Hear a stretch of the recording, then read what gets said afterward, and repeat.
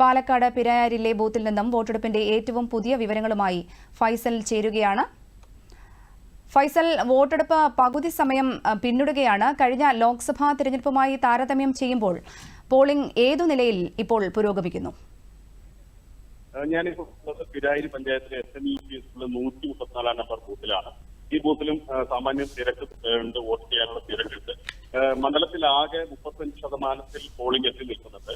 കഴിഞ്ഞ ലോക്സഭാ തെരഞ്ഞെടുപ്പിലും ഉച്ചവരെയുള്ള പോളിംഗിന്റെ അതേ നിലയിൽ തന്നെയാണ് ഇപ്പോഴുള്ള പോളിംഗും തുടരുന്നത്.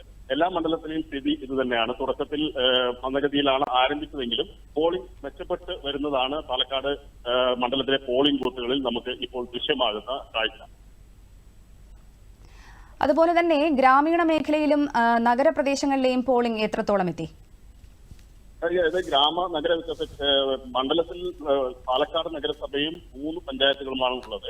ഇപ്പൊ നമ്മൾ പോയ 3 പഞ്ചായത്തുകളിലും കണ്ണാടി, മാത്തൂർ, പിരായിരി പഞ്ചായത്തുകളിലെല്ലാം ബൂത്തുകളിലെല്ലാം സാമാന്യം ഭേദപ്പെട്ട തിരക്ക് ഉണ്ട്.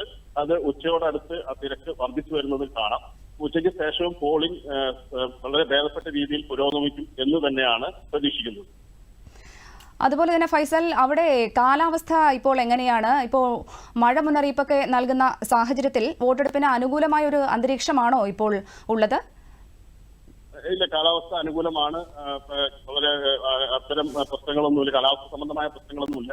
വോട്ടെടുപ്പിനെ ബാധിക്കുന്ന രീതിയിലുള്ള പ്രശ്നങ്ങളൊന്നും ഇതുവരെ റിപ്പോർട്ട് ചെയ്തിട്ടില്ല. അതുപോലെ തന്നെ വോട്ടർ പട്ടികയിലെ ക്രമക്കേട് സംബന്ധിച്ച് പരാതിയൊക്കെ ഉയർന്നെങ്കിലും അതുമായി ബന്ധപ്പെട്ട പരാതികളോ ഒന്നും ബൂത്തുകളിൽ നിന്ന് റിപ്പോർട്ട് ചെയ്തിട്ടില്ല.